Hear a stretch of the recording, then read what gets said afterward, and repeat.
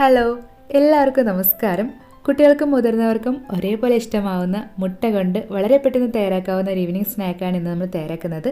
കുട്ടികൾക്ക് ഇഷ്ടമാവുന്ന തരത്തിൽ ലോലിപോപ്പിൻ്റെ ഷേപ്പിലാണ് ഇത് തയ്യാറാക്കിയിരിക്കുന്നത്.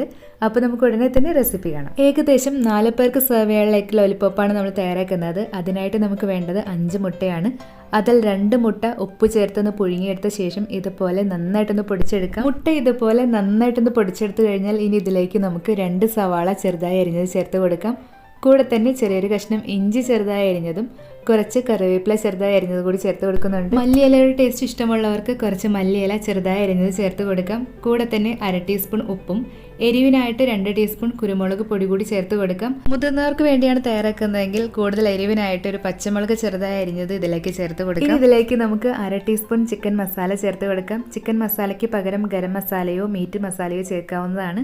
കൂടെ തന്നെ 1/2 ടീസ്പൂൺ പെരിഞ്ജീരകത്തിന്റെ പൊടിയും ഒപ്പം തന്നെ ഒരു മുട്ട കൂടി ഇതിലേക്ക് നമുക്ക് പൊട്ടിച്ചൊഴിച്ച് കൊടുക്കാം. കൂടെ തന്നെ ഷേപ്പ് ചെയ്തെടുക്കുമ്പോൾ എല്ലാം ഒന്ന് യോജിച്ച് കിട്ടാനായിട്ട് 2 ടേബിൾ സ്പൂൺ മൈദ കൂടി ചേർക്കുന്നുണ്ട്. ഇനി നമുക്ക് ഇതെല്ലാം കൂടി നന്നായിട്ടൊന്ന് കുഴച്ച് യോജിപ്പിച്ചെടുത്ത ശേഷം ഇതുപോലെ ചെറിയ ബോൾസ് ആയിട്ടൊന്ന് ഷേപ്പ് ചെയ്തെടുക്കാം. നമ്മുടെ മിക്സ് എല്ലാം ഇതുപോലെ ചെറിയ ചെറിയ ബോൾസ് ആയിട്ടൊന്ന് ഷേപ്പ് ചെയ്തെടുത്ത് കഴിഞ്ഞാൽ ഇതൊന്ന് കോട്ട് ചെയ്തെടുക്കാനായിട്ട് ഒരു ബൗൾ എടുത്തിട്ട് ഇതിലേക്ക് 2 മുട്ട പൊട്ടിച്ചൊഴിച്ച ശേഷം 2 നുള്ളു ഉപ്പ് കൂടി ചേർത്തൊന്ന് ബീറ്റ് ചെയ്ത് റെഡിയാക്കി എടുക്കാം. കൂടെ തന്നെ 4 ബ്രെഡ് മിക്സിയിലൊന്ന് പൊടിച്ച് കുറച്ച് ബ്രെഡ് ക്രംസ് കൂടി റെഡിയാക്കി വെച്ചിട്ടുണ്ട്. ഇനി നമുക്ക് ഷേപ്പ് ചെയ്ത് വെച്ചിരിക്കുന്ന ഓരോ എഗ് ബോൾസായി എടുത്ത് മുട്ടയിലൊന്ന് മുക്കിയ ശേഷം ബ്രെഡ് ക്രംസിൽ നന്നായിട്ടൊന്ന് പൊതിഞ്ഞെടുക്കാം. ഇതുപോലെ ബാക്കിയെല്ലാം ഒന്ന് കോട്ട് ചെയ്ത് എടുത്തു കഴിഞ്ഞാൽ ഇനി നമുക്കിതൊന്ന് ഫ്രൈ ചെയ്തെടുക്കാം. ഫ്രൈ ചെയ്യാനായിട്ട് ഓയിലോ വെളിച്ചെണ്ണയോ ഏത് വേണമെങ്കിലും ഉപയോഗിക്കാവുന്നതാണ്.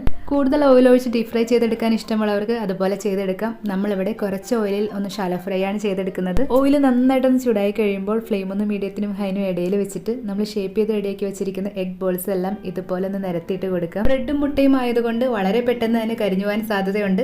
അതുകൊണ്ട് ഉള്ളെല്ലാം നന്നായി വന്ന് എല്ലാ സൈഡും ഒരു ഗോൾഡൻ ബ്രൗൺ നിറമാവുന്നവരെ ഇതുപോലെ തിരിച്ചും മറിച്ചിട്ടിട്ടൊന്ന് ഫ്രൈ ചെയ്തെടുക്കാം. അങ്ങനെ ഏകദേശം 2 മിനിറ്റ് കൊണ്ട് നമ്മുടെ എഗ് ബോൾസ് എല്ലാം ഒരു ഗോൾഡൻ ബ്രൗൺ നിറമായി കിട്ടിയിട്ടുണ്ട്.